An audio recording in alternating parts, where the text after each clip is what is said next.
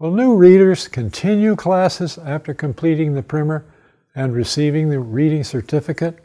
It is important that they do not stop reading. Tell the students that after they complete the primer, they can still come to class. They can learn to read other books. If they know this ahead of time, they'll be less likely to drop out. A literacy program that stops with the primer is likely to fail. Students who do not continue beyond the primer are sometimes unable to reach the desired goals of the literacy ministry: the ability to read the Bible, newspapers, community development information, and other material necessary for raising their standard of living.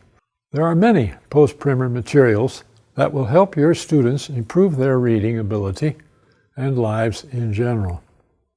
Some examples of post-primer materials include newspapers, health and agriculture books, simplified Bible stories, proverbs or folk stories, and other printed materials from the Bible Society, the government, and NGOs. The last lessons in the LEI primers are easy to read Bible stories. While part of the primer series, they also function as post-primer materials. Wycliffe Bible translators have prepared over 600 titles of shelled books which make excellent post-primer materials. These are available in English or in an indigenous language. They are written with a simple vocabulary and cover both biblical and secular subjects. Literacy workers have permission to translate them into any language and use them in any culture. LEI has about 50 shell books on its website on both Christian and secular topics. Literacy workers are welcome to download and translate any of these. Now let's talk about word counts and readability. Will the post-primer materials be easy enough for the students to read, or will there be too many words that they have not yet learned?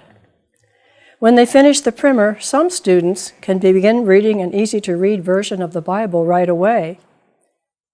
Others may not be able to read the Bible or other more difficult reading material. In this case, they will need bridge materials to increase their reading ability. Any book used as bridge material should have a word count done on it before it is used. A word count helps you to know what new words and how many new words appear in the book. It helps you know if the book will be easy enough for the new readers. The booklets you will use as bridge materials may be of two kinds: those that you or your students write yourselves. If you write them yourselves, it's easy to control how many new words will appear. Use the list of all words introduced in the primer as your basic word list and add new words to that. Or they may be materials that other people have written outside your literacy class, people who did not have access to your primer word list. In that case, there will probably be more words that the students have not yet learned. Briefly, to do a word count, list all new content words, nouns, verbs, adjectives, and adverbs, in alphabetical order. New words are words not previously used in the primer. Each time the word is found again, a mark is put beside it on the list. The result is a list of all new words, which also shows how many times the new words are used. It is also helpful to record the page numbers on which the new word appears for the first few times it is used. This helps you be sure it is used enough times to become a known word. For LEI primers, all the new words in the primer series are found easily. In lessons 1 through 32, the new words are at the bottom of the page. For the health lessons, use the words in the boxes and at the bottom of the page. For the Bible stories, use the words in the boxes and at the bottom of the page. Sentence structure is also very important for post-primer materials. Short, simple sentences are best. Compound and complex sentences should be kept to a minimum. Literacy specialists have found that the easiest reading material has content that is already well known to both the author and readers. The best post-primers we know of being used is a set of books in Africa whose content was written completely by literacy students themselves. Encourage students to write their own stories. Ask them to use the words already learned as much as possible. If words are new, repeat them several times. Have a group choose the best stories to publish. You, as teachers, can also do the same, or write down local folk stories that are meaningful to readers. In English, we have lists of the 200 most commonly used words in the language and the 500 most commonly used words. If similar lists are available in the language of the primer, use them to help with word control. In addition to the content of a book, you will also find that bigger print and more space around the words also make the text easier to read. Some excellent computer software is being developed to make word counts and other text analyses quick, easy, and accurate. While the Summer Institute of Linguistics, as shown in Appendix 2, gives more information.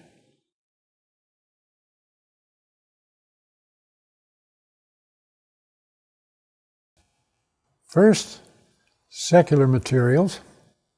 Post-primer materials will also include newspapers and magazines. These give the new reader a window to the world. Books about job skills, history, biography, and fiction make life richer. Secondly, we have shell books. These are so called because a literacy worker in any part of the world can take the basic ideas, translate them, and adapt them to fit his or her own culture. Here are a few of the shell books available from the LEI website. First, Universal Declaration of Human Rights. This is a rewrite of what came out of the United Nations after World War II, when we were concerned about the world being at peace. This is a bit of humor from an Aesop's fable. It has a story about a boy who ends up carrying a donkey. This one tells us about the Bible, how it is a wonder in reading, all the things we can understand through reading the Scripture. The last one here, God's Armor, tells about how the forces of good against the forces of evil act in the world. It is spiritual warfare. Bible study. It is a big day in the life of a newly literate adult when he can use Bible study books he has seen others use. To some extent, the post-primer lesson plan, which we'll talk about later, can be adapted to guide adults who are beginning Bible courses. Some new readers will need help for only a few weeks. Others will benefit from classroom experience with at least the first Bible study course. It may not be possible to provide a copy of each bridge material for every student. This may be too expensive, but the teacher can build a library of materials for the class. Students can then borrow, read, and return each booklet to the library. Strive to help each student do independent reading as soon as possible. Each class period should provide time for questions and discussion related to the material covered in that lesson. Ask observation, interpretation, and application questions, which require thought during each lesson. This should be done for both secular and Bible study lessons. When the class of new readers reaches the point where they can manage Bible study by themselves, the teacher has reached a goal of great satisfaction.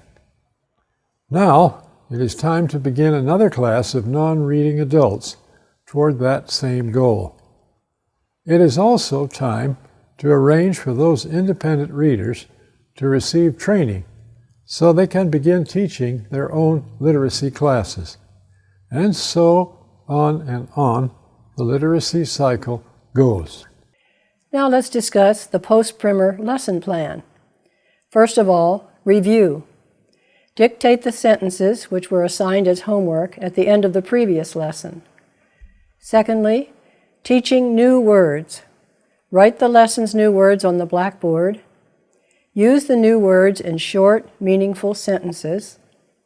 Have students find the new words in the story.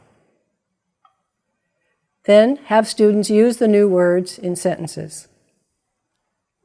3. Reading the lesson story. Let students read silently first. This is a good time to give help to weaker readers or some who have been absent and are behind others in the class. B. Ask comprehension questions on the story. Plan the questions before class time, making sure to use only words found in the post-primer material. Then you read first, slowly and fluently. Then allow students to read the story aloud, 2 or 3 sentences each. D. Encourage free discussion as time permits. Be aware of group dynamics. If 1 or 2 students dominate the discussion, find a courteous way to limit their talking and include the quieter students.